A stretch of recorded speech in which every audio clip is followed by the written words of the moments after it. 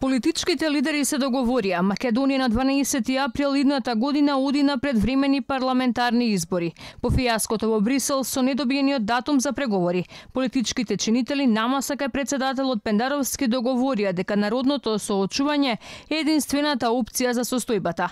По лидерската заев очекува поддршка од граѓаните за интеграциите, најави дека изборите ќе биле потврда за работата на актуелната власт. Верувам дека на 12 април граѓаните мудро ќе донесат одлука, на која што одлука ќе отрасираат патот по кој што ние политичарите, кои што ќе добиеме поддршка од граѓаните, ќе ја водиме нашата земја и нашиот народ. Предвремените избори се неминовни по она што се случуваше во земјата, е ставот на првиот човек на ВМРО ДПМН е Христијан Мицкоски. Следуваат предвремени парламентарни избори, на тие предвремени парламентарни избори победува обновата на Македонија, а потоа засукување на ракови и работа безкомпромисна работа секој ден, за да можеме да го постигнеме сето она кое што е изгубено овој период и Македонија да ја ставиме на брза лента за да стане дел од европското семејство.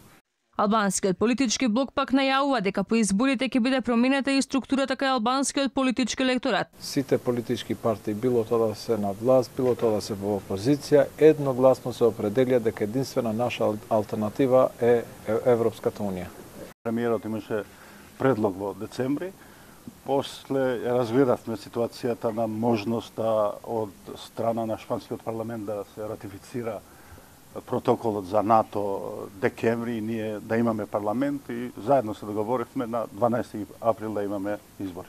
12 април е можноста за да се донесе промената и да се врати кај демократијата и кај албанското општество тука во Северна Македонија и на 12 април да ја вратиме надежта кај младите. Да се оди на предвремени избори и народот да реши за понатамошниот пат на нашата држава. 12 април ќе биде еден ден за сите добар, ќе изгрее ново сонце, особено кај албанците мислиме ќе треба да има промени.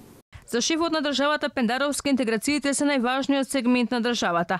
Лидерите кажале не за било какви евентуални алтернативи на процесот на приклучување за нашето полноправно членство.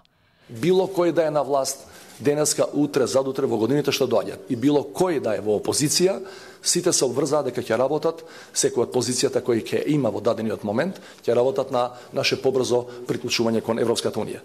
Новата техничка влада ќе функционира според пражинскиот модел, кој предвидува дека новиот состав има мандат од 100 дена пред одржувањето на изборите. Со ова Зоран Заев на 3 јануари треба да поднесе оставка и да ја напушти функцијата премиер.